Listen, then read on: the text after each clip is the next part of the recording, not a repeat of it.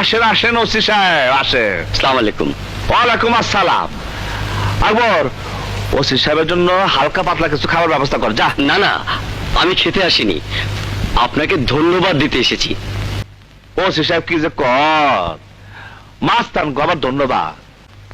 মাস্তান গো ধরা দেবার জন্য আপনারা পুরস্কার ঘোষণা করেন, তার উপর আবার সাংবাদিক ভাই তারপর তো লেখালেখি করে একেবারে ফ্রন্ট পেজ।